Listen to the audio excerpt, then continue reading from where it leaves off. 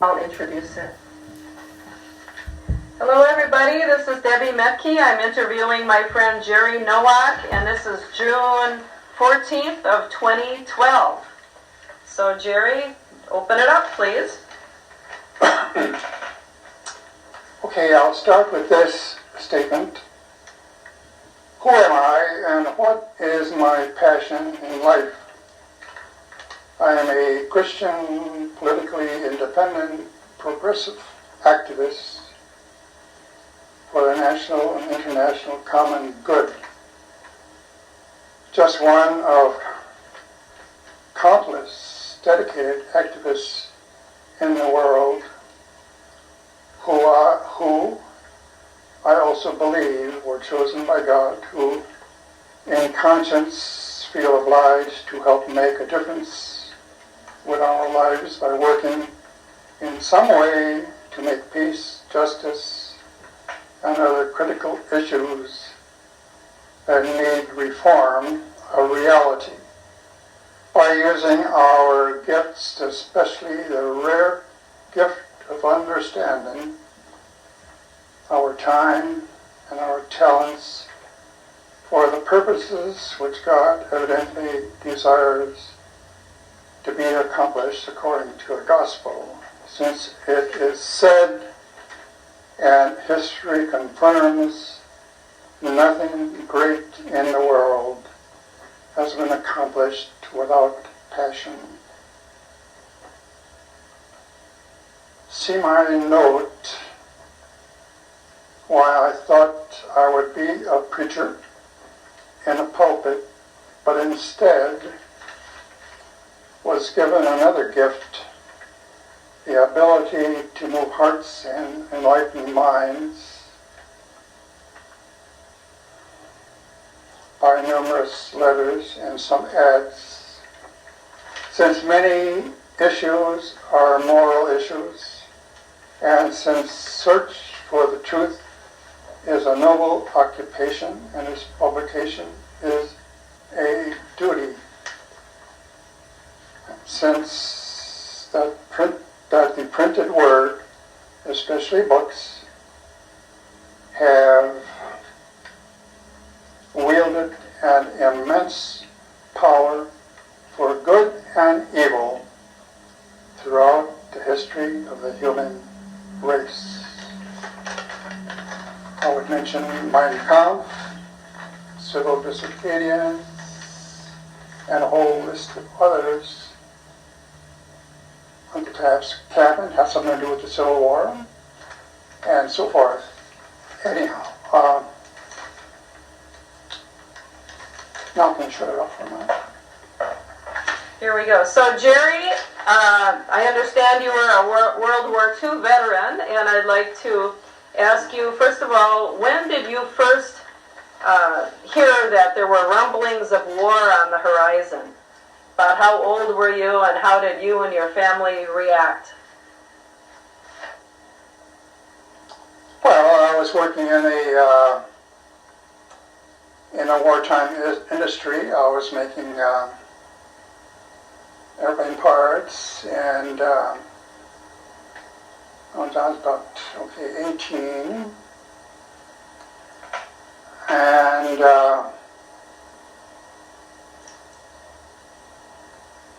five of my brothers, we have a large family, were in the service.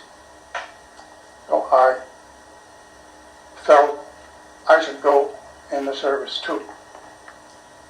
Although I had a wartime, I was doing wartime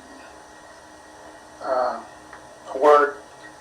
I suppose I could have gotten out of it, but I just felt strongly that I should join my brothers.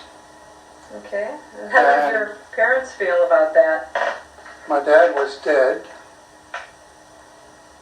and well, they accepted our desires, and my mother and my sister were still home, so they could take care of things.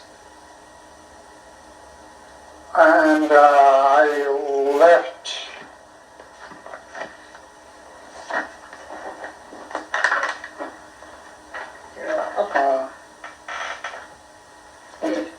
Jerry's saying he left Milwaukee.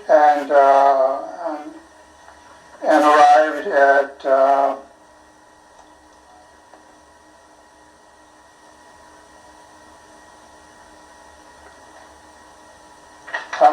Texas for my infantry training. And after infantry training, we left Boston, Massachusetts on March 24th aboard U.S. James Parker ship. Arrived in Newport, England in 13 days. Arrived in France on D-Day, June 6th. So France, Belgium, and Luxembourg, and Germany. Okay, and throughout all this, you knew you were going to be part of the special attack, I suppose, as you were being trained. Well, this was a major, one of the major armies, 4th Division at that time. And who was your general? Oh, you wouldn't know them. They weren't. Oh. We did when we came to England. The English general, what's his name? Forgot his name. What was his name? He was kind of a character. Mick something. Well, okay. Anyhow, Okay, so what was it like to live amongst all those guys for the first time in your life and do training with a bunch of other young guys? What was it like? It was, well, you have the buddy system, and you get used to the army living, and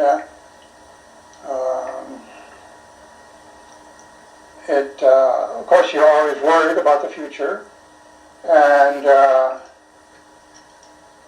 you know you're going to be shipped over soon, and so it's a time of apprehension. And so we left. Oh yeah, I thought we talked about what we left. And now we got to England, and at that time, as I mentioned before too, that I was a little concerned now that I was here, whether I should have been a conscientious objector, but I was influenced to take the right attitude, and that we were fighting for a good cause by a chaplain. And so I happened to be with a divisional commanders, and it was a headquarters, and I thought that we'd be in the infantry, so that was a blessing there. And we had our job. It was guard duty. It was anything that came up, we were there for the extra activities that had to be done. And as I mentioned, we had on and off very dangerous days when we moved from one place to another. Are you still talking about the training part, or once you... No, I'm talking about being in France now. Oh, let's go back. We want to have this more blow by blow. Okay, so they put you on the ships to take you over to Normandy. Yeah. Well, yeah, let's go with that. So, how were you feeling? You knew that was right on the crux of the battle. Were you seasick with the choppy seas?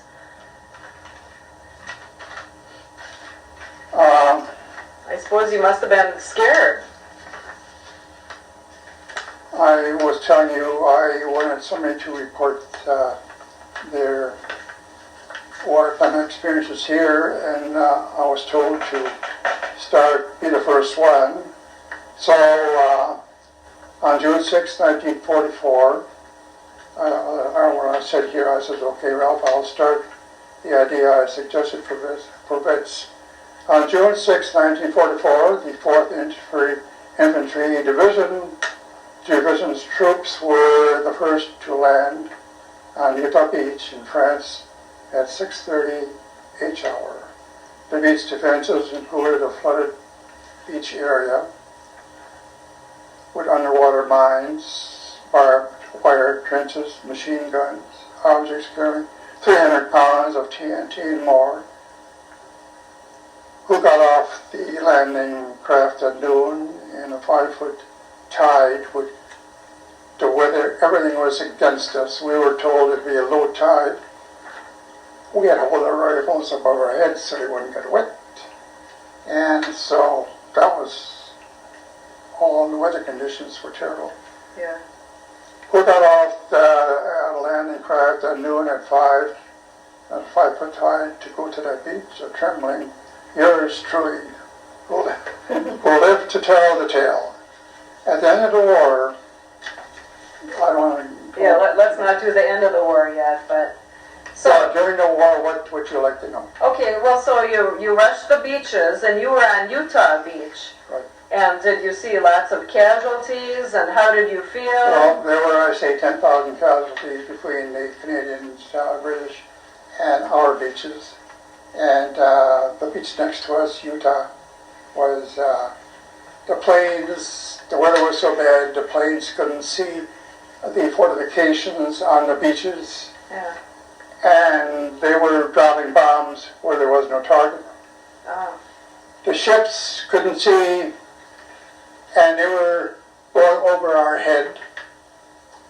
And we had a lot of ships shooting artillery off the ships that were supposed to hit the enemy. They were going over our heads. Nobody could see too well. Mm-hmm. And so consequently more people died. So there was a lot of friendly fire then? Oh, there was, on Utah, they had high cliffs, and they were, I say, most of them were getting off their landing craft and were killed before they got to the beach, most of them. And because of the high tide, there were waves, the tanks were sinking. And on top, in the sky, were balloons like zeppelins. They had wires, so there wouldn't be any German planes strafing us. They would have been caught in those. So that was an interesting day. Yeah. And did you think it was a big catastrophe when you saw the tanks sinking in the water and so much going wrong? Well, you probably don't can think. describe indescribable feelings. I mean, fear was heavy, and we didn't know whether we were going to get killed sooner or later that day. And luckily, we had tanks who were clearing the beaches from landmines, and our main objective was to get to establish to clear the area where there was a port, so they could land more troops and food. We were running out of food. All we had was on our backs. We went hungry for a couple of days. Really? Wow. So, okay. And once again, you stormed Utah Beach, right? Utah, yeah. Which was right next to Omaha? Right. Okay. So we were... Maybe we'll put that down because that's a little crinkly on the microphone. Okay. Wow. So... Okay. Now, what do you want to get to? Well, what do you know about the war? Well, I wonder if we just could take it step by step. So that first day, there was just heavy fighting, and then you had to sleep that night. Was the fighting still going on? Oh, the fighting never stopped. For how many days, though? It went on for periodically the enemy was in sight on and off. See, we had certain areas and certain goals.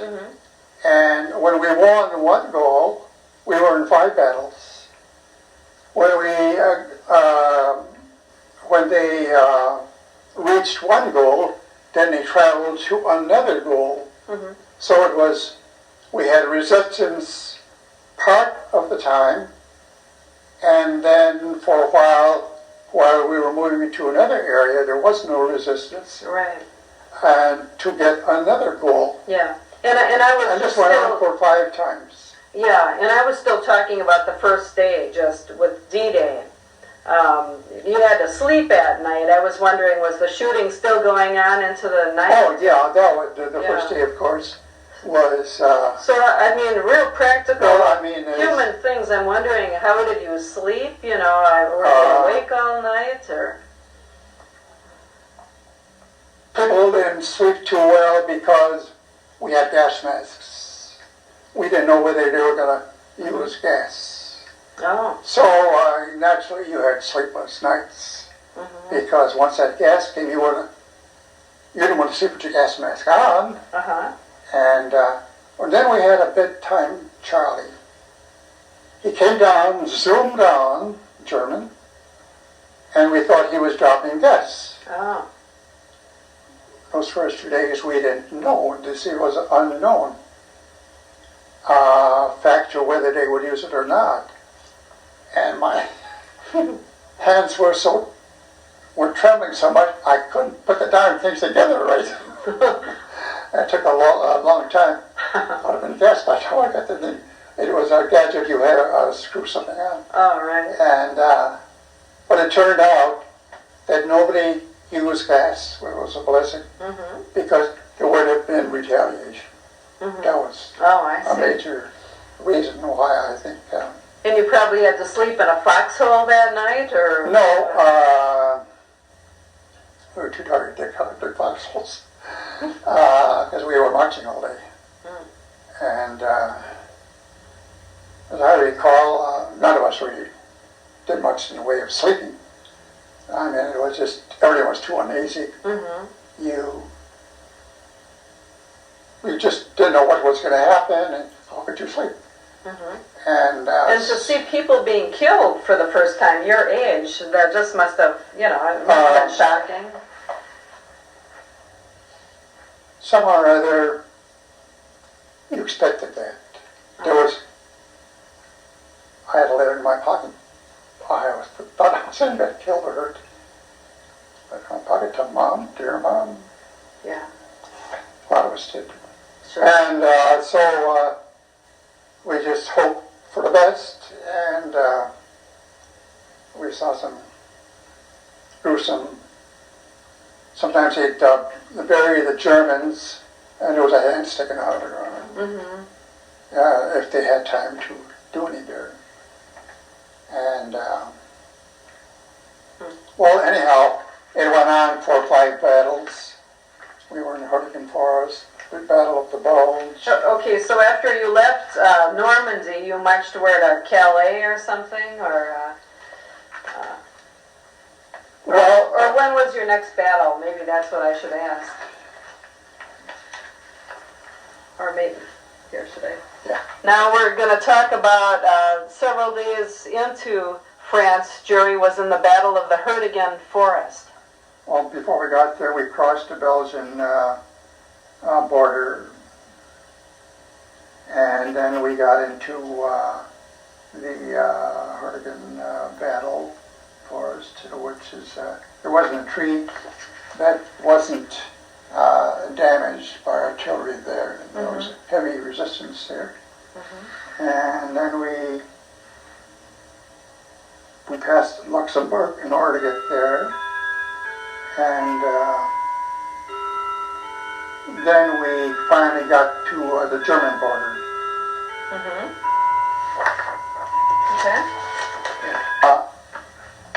Just before we got into, we were getting ready when we were there to get ready to go to enter Germany at that time. So there was a little lull. That was from previous battles. We're taking on, somebody ahead of us had a battle there, and they were giving them a lot of artillery. They moved on to their goal. But that was from a previous battle. Could I go back a second? So how, after Normandy, how did your fellow soldiers react after that? Were they just really excitable or crying? You would all have to live with some people could take. We had now listen, there's a lot of emotions going on. For instance, one of the lieutenants there cracked up. He was making decisions to send troops here and there. If they died, that was an emotional thing with some people. Yeah. It was their fault. They assumed, hey, wait a minute, you were just doing your job. They were shipped back. Oh, I see. So there was all kinds of things happening. Most of the guys were somehow or other, they got war hardened. They got, we could see, at first we were shocked what we saw, the killing and the bodies, German and ours, and American. And then you come to a point where you're war hardened. You saw that, you did this, and you simply accept it and hope for the best. And we were lucky so far, maybe we'll keep on being lucky. All along the way, this is winter, some people got frozen feet, soldiers. We had to get... How about you? Were you warm enough? We had to wear overcoats at night because we were sleeping outside. Yeah. And we couldn't, we didn't have any tents or anything because, you had enough to carry your rifle, your ammunition, your food and whatever on the next back straps. And you simply slogged on and hope for the best, and you always consider yourself lucky so far. And then we had a paper, the Stars and Stripes, and along the way, Ernie Pyle, you remember? Yeah. He was with us, Oh. and he wrote about us at times, and I got his autograph. Oh. And I'll give you his words. Andy Rooney was over there too, wasn't he? Yeah, some of those, well, he wasn't Okay.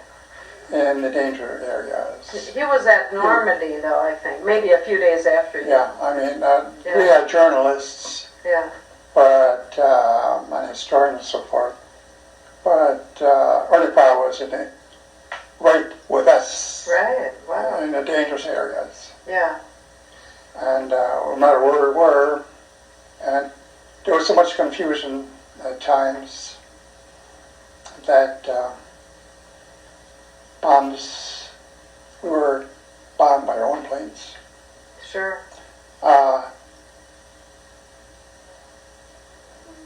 It was reported we'd be here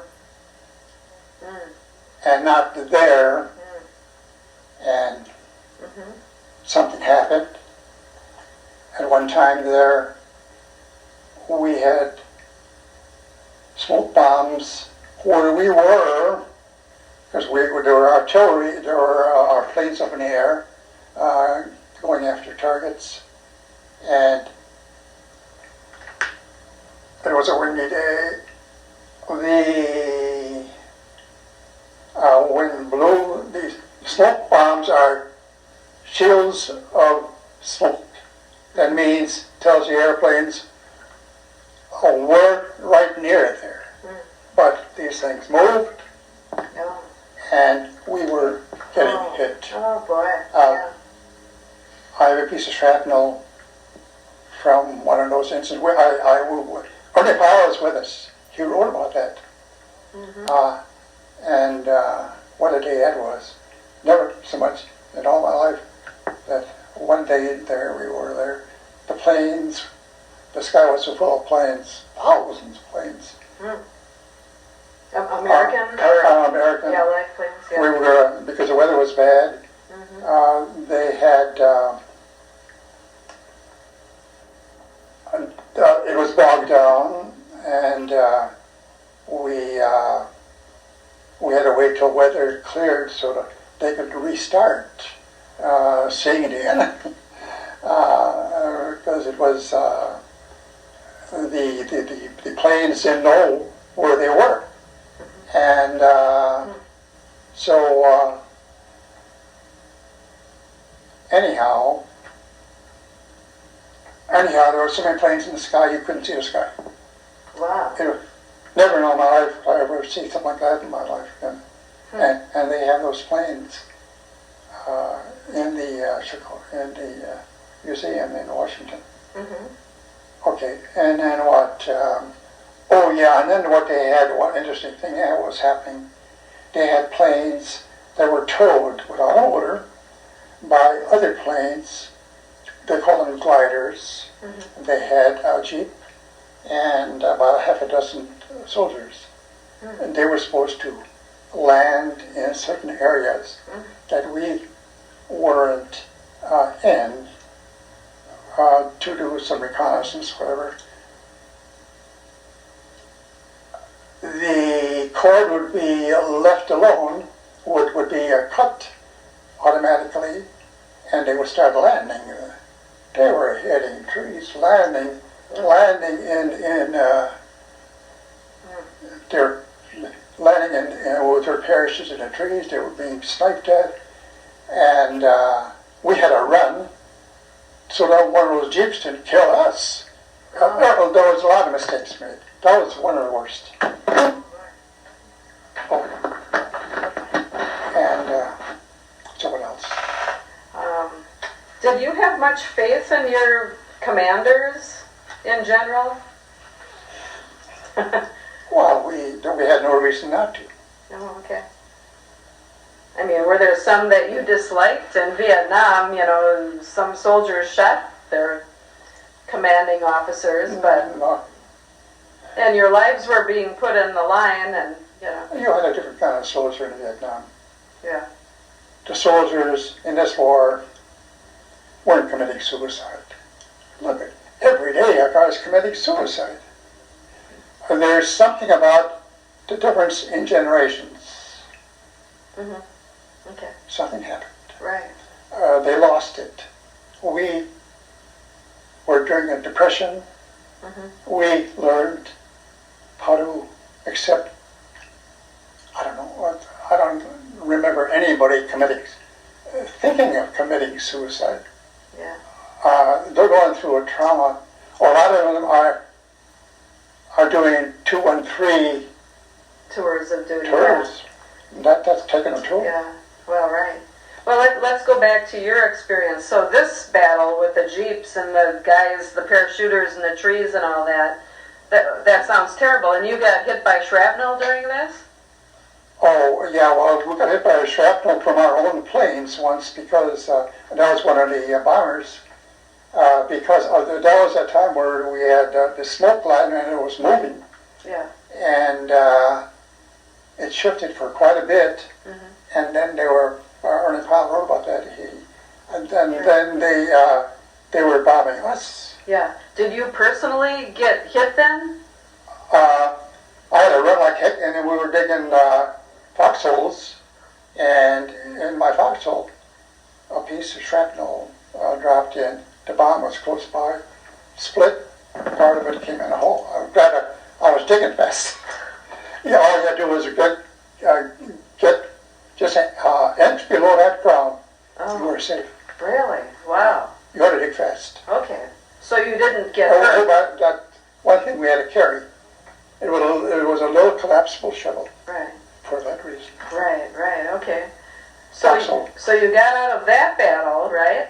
Yeah. And then you probably marched along, not without any fighting until the next battle, or? Yeah, it was. I say there was only resistance between 2 points, and we were going from one hot spot to another hot spot. Right. I mean, wherever there was a concentration of troops, Mm-hmm. and there was a necessary goal to clear that area, Mm-hmm. and Well, I do want to make sure we mention Battle of the Bulge, because you were there too, Yeah. right? that was the first time in my life where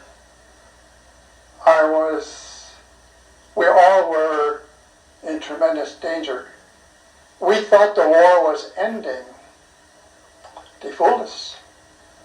The Germans surprised us. Mm-hmm. We didn't think they had much of our army left. We were caught by surprise.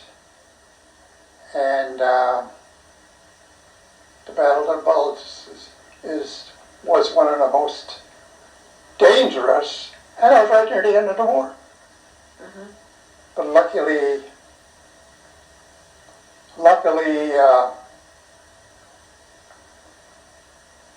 I believe that was a time that General said, "Oh nuts!" Oh, nuts! Yeah. When they were told to surrender. So I'll not forget that story. And it was at that time where we had to really start taking precautions about moving out. We had to stay put. And luckily, So what happened during that battle? You were marching along, not expecting it, and then all of a sudden, what? we were in the camp. In the camp. Okay. We didn't think we'd have to go any farther, Mm-hmm. and we were living in a French chateau. No. They took over buildings. Servants had to go someplace else, and they're on one end, and we're not going to sleep outside if friends can give us some place to sleep in. Right. And we were waiting that, well, maybe we're hoping now that all the pockets of Germans would be cleaned out. We got fooled. Mm-hmm. They weren't. It was a surprise of the war. So you found yourself in the middle of heavy, artillery all of a Yeah, sudden? it was heavy resistance. Yeah. And we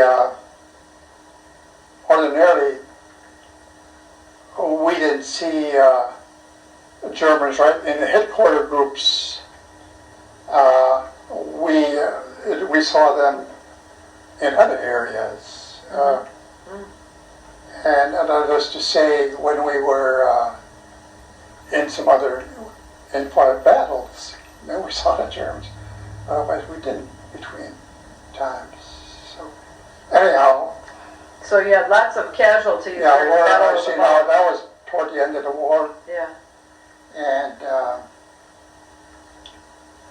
Uh-huh. as long as we were toward the end of the war, big surprise. My brother-in-law was in the exact areas that I was. I didn't know, he didn't know. He was a mechanic keeping the vehicles. He was a very good vehicle mechanic. He was right in the same areas we were. He was fixing our Jeep system. Wow. And when I got home, we got a surprise for our lives. Where were you? Oh, you didn't even see him over there, huh? And we started comparing notes. Wow. We thought, wow, 90% of the time we were probably a mile or two away. Oh, wow. So that was an actual surprise. Yeah. Okay, after the war, at the end of the war, we had some spare time, and a few of us borrowed, and we were waiting to go home. Borrowed an available Jeep to do some sightseeing in Munich that was close to our base. We were trying to find the Hitler started the party in one of these beer. Berchtesgaden? They had some really big beer. What do they call them? Kiosks or? Like big halls, beer halls they had. Beer hall, yeah. And we thought that would be interesting historically. And the government buildings were not, were damaged. We couldn't find it, so we decided to do some sightseeing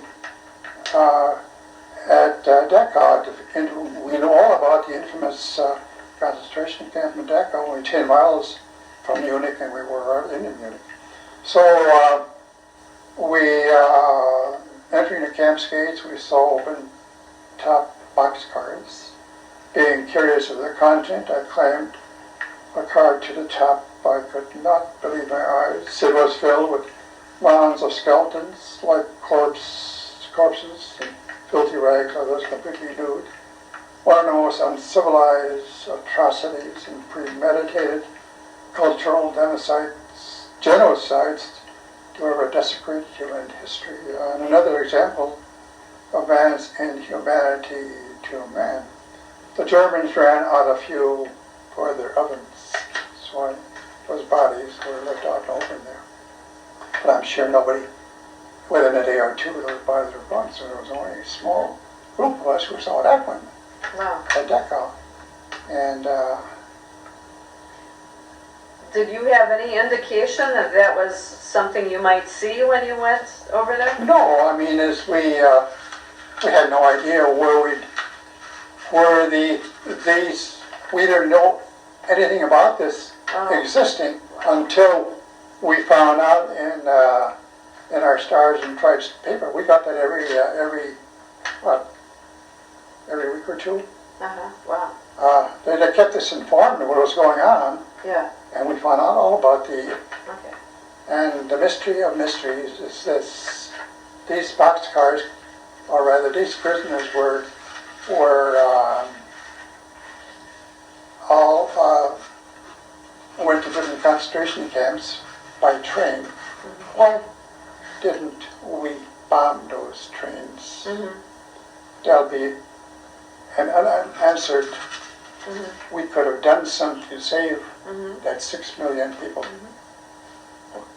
That's a moral issue. Right. Why didn't we do the Jews that favor? So after you saw those boxcars, Jerry, how did you feel toward the German civilians? Well, the first thought I had was, how? Let's put that down. Oh, yeah. Get nervous here. How could a Catholic Lutheran people who know it was no secret, they didn't hide those camps, they knew they were there. How did they live with their conscience? After the war, their grandkids were asking parents, why didn't you stop Hitler? Mm-hmm. There are theories that Hitler could have been stopped, only we didn't pay attention to how powerful he was getting. Mm-hmm. Theories. And, and how I felt as a Catholic, I found out later on, only 2 bishops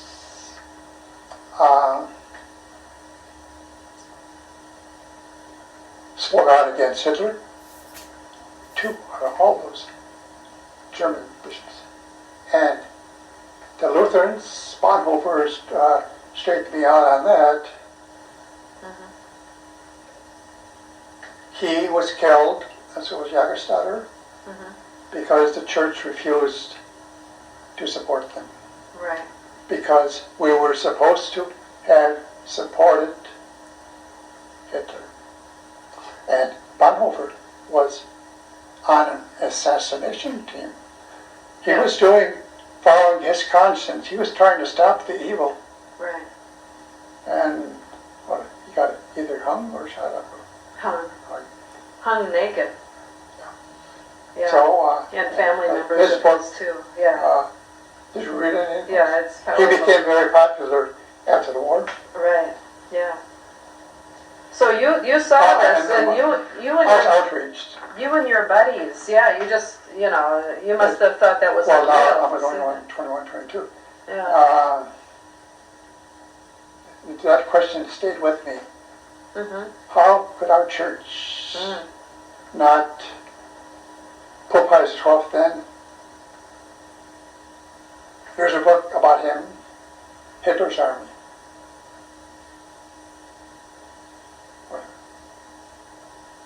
Hitler's Pope. There's forever it'll be a pro and con thing as to why he didn't do more. Yeah. Why he didn't do, period. Yeah. Well, that's another topic. Okay. We'll just finish up your own personal story then. So after you saw this, I suppose soon after that you got shipped off back home. Right, we came home, and we went to. And when did Hitler commit suicide? Was that just before you found Dachau, or? And how did you? How did you feel? He committed suicide. Yeah. He didn't want to become a prisoner. Yeah, I know why he and his wife. I was just wondering how you felt when you heard he committed suicide. And, well, who cared? Huh? Who cares? Yeah. Oh, okay. I mean, it's. But the war was it was over. understandable. Yeah. He would have been shot and killed. Right. Oh, we came to this concentration camp, and talk about emotions. We weren't taking those troops that came in the day or two before weren't taken prisoners. They were also damn shocked. Anybody, they had the SS guards, which are the best, most trained guards in the world in Germany, and they shot them all. No mercy. Well, what would you do if you saw what I saw? Yeah. And then these guards are criminals. Yeah. Anyhow, that's another story. So, well, anyhow, we came home. Were you ecstatic when you heard the war ended, or how did you feel? Just tired, or? Somebody. Russell died when we were there. Oh, okay. That was a shocker. Oh, right. Yeah, I remember. Oh, and what we used to do, when we were in one area long enough, we chop logs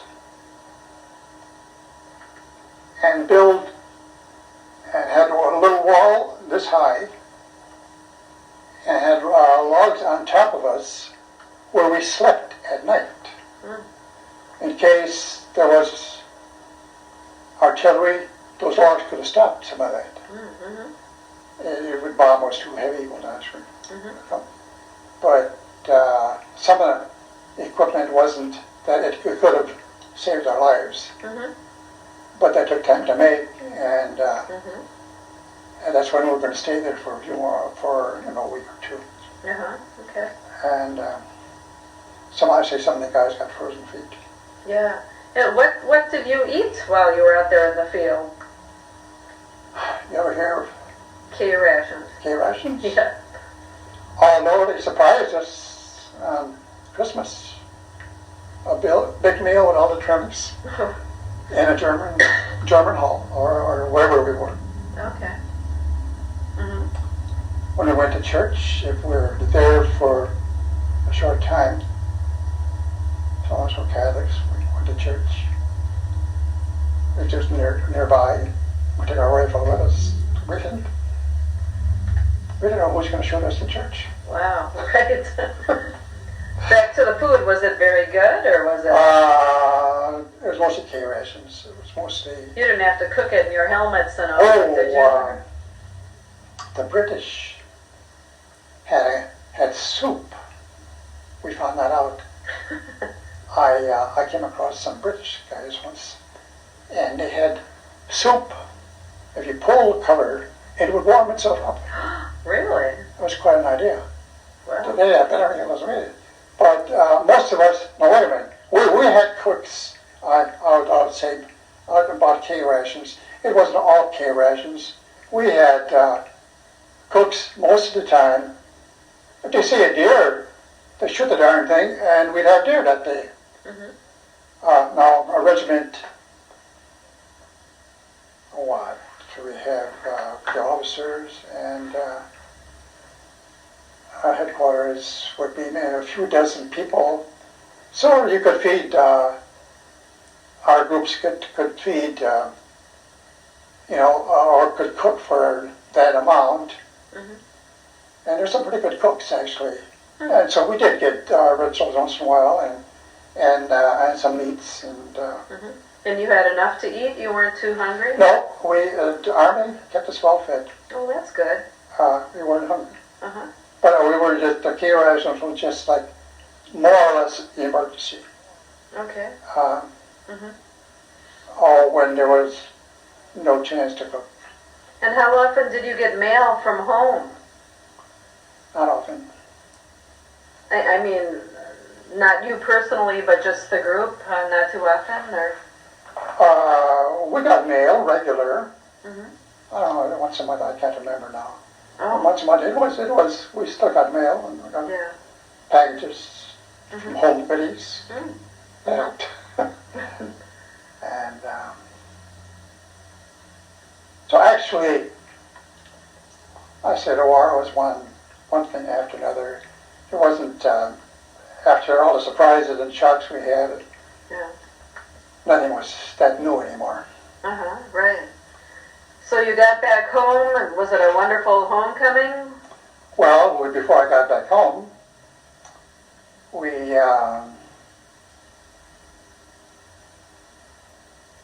were worried that we were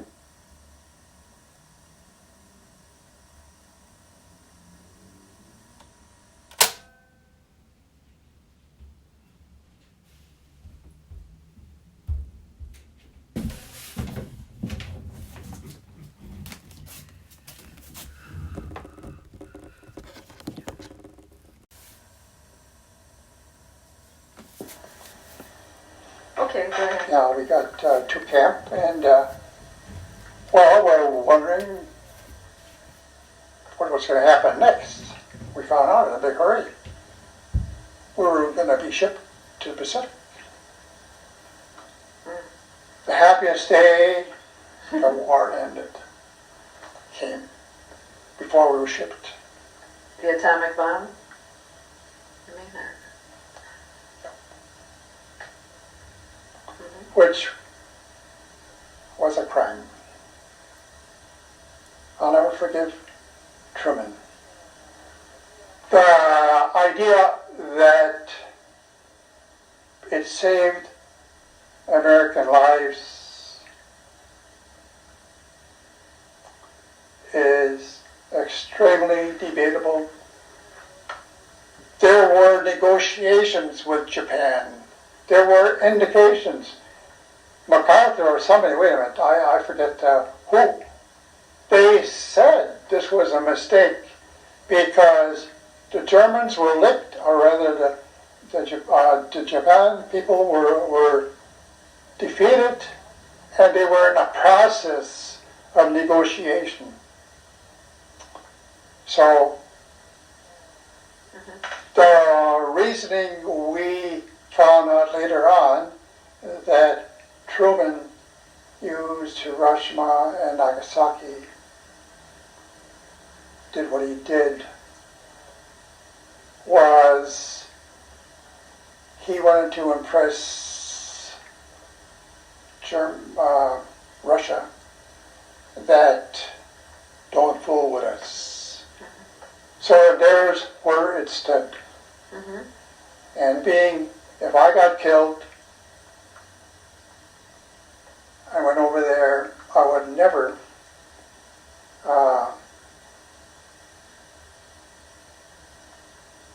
feel that wasn't justified because that was the remarks that were said about Hiroshima and Nagasaki. This isn't Christian, put it that way. Yeah, but at the time you didn't know all this history, Jerry. So you were maybe just happy that the bomb dropped, huh? I was happy the war was over. Right. I didn't realize the ramifications. Yeah. I didn't comprehend what we did. Mm-hmm. And from a Christian sense of thinking, after I found out, you would have been willing to risk your life rather than to have that happen. Wow. Okay. No, well, there's two words in my dictionary: moral character. If you all don't have moral character, anything goes. You don't have a conscience, I don't think, or you have an uninformed conscience, or you have a dead conscience. I don't know which. Mm-hmm. But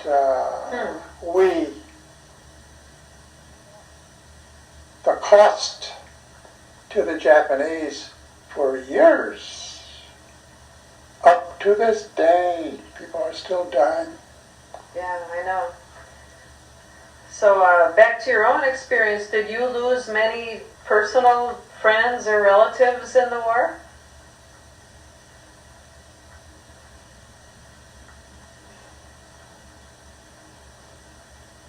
To tell you the honest truth, there weren't.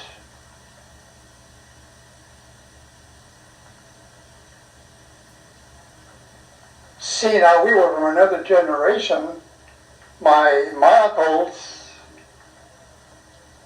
were in World War I. Mm-hmm. They all came home. Mm. And when you're saying, see, now we're talking about the next group. I don't know. Well, I've had some relatives who were in Vietnam and Korea. I meant World War II. You saw a lot of killing and death. Well, I'm still talking about Yeah. in World War II.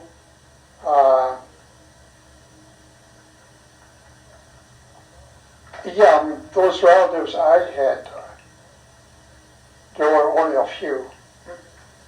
They all got back. Great. Yeah. So what do you still think about all these years later from that time? Do you have nightmares or what? I had nightmares for 2 years after I came back. Mm-hmm. Every tiny explosion, I jumped out of bed. Yeah. It took a while. Come on. You don't go through a war without being changed. My nerves were never the same. Uh-huh. Your body just can't take it. And these guys are going out time after time. Yeah. They wanted to commit suicide. Our body can just take so much. So all these years later, because you're almost 90 now, do you still have nightmares or still think back to those days very much? No. Really? It's forgotten history. Wow. What's to think about? Uh-huh. You thought so much about it.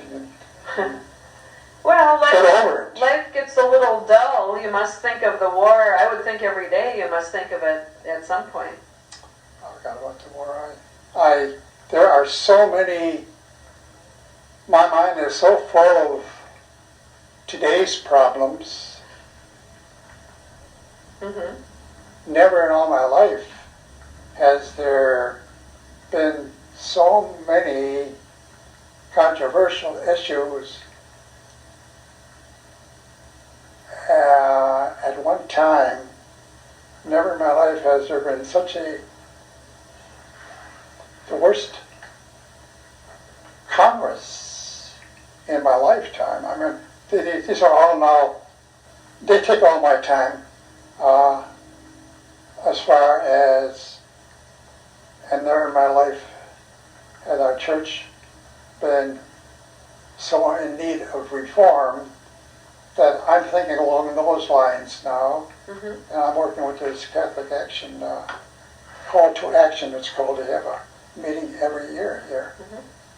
You know what they're going to do? Go online to get new. Oh, wait a minute. Oh no, that's it. That. So Jerry, I know you're a peace activist. You fought in World War II. Do you feel wars can be abolished someday, or was that an exceptional Absolutely. war? You do. There are laws, and of course, I'm going to qualify this now. The Iraq War was a mistake. Vietnam was a mistake. Korea was a mistake, according to some people. And so is Afghanistan a mistake. I can understand unnecessary war.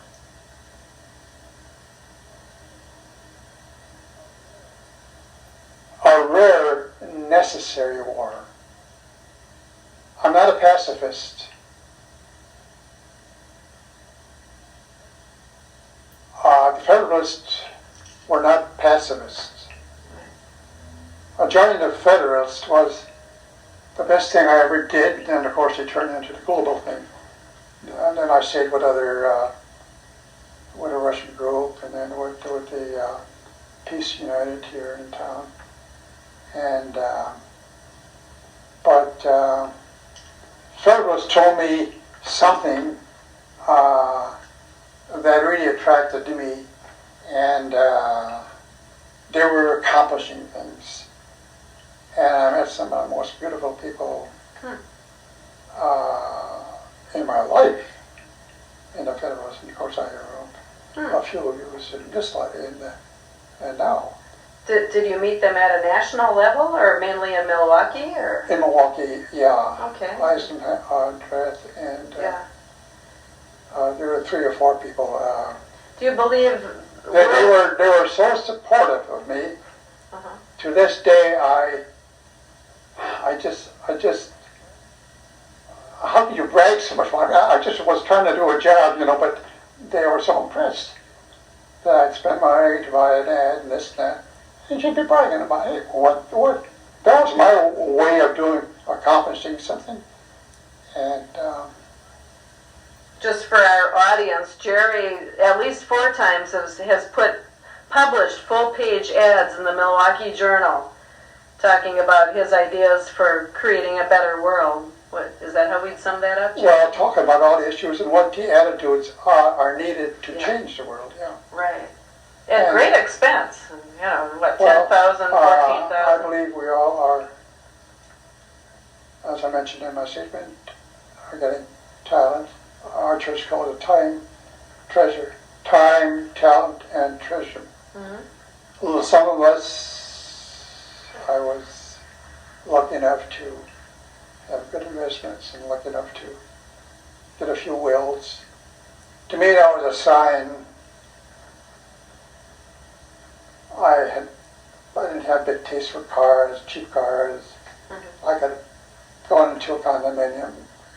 There's no difference living in an apartment or condominium. What did I have? Nothing. And then you got to pay those fees.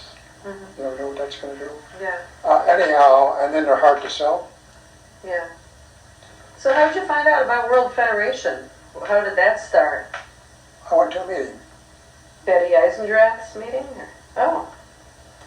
And she convinced me. She was, I mentioned fact. She said, you come to Washington, Jerry. I said, don't rent a room. I got this condominium with extra rooms for my visitors. Yeah. She gave me a stack of she knew I was writing. She kept me very informed. Yeah, I know. Adele. Oh yeah, Shaughnessy. What a beautiful person she was. Did she get around the world? Did she give the congressman hell one time? They gave her a little angel or something for a piece because she was such a big name. in knowing so many congressmen. She went all over the world. What a beautiful, dedicated. I never met her. She invited us to planethood. That's when I got into planethood.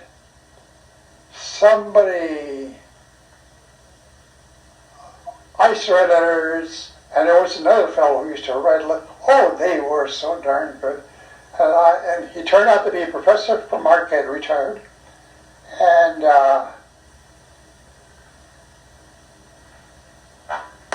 head in the sand and doing it. I'm doing it by sticking my head in other people's brains and finding out what makes them tick and find out what makes me tick and then sharing some of that. But that feeling, that same feeling that I wanted then, I found a way to do it today in a new way. And so I challenge you to think about what was it you really wanted from that. Then think of something else you wanted to be when you're growing up. I wanted to also be a police artist later on. Remember that.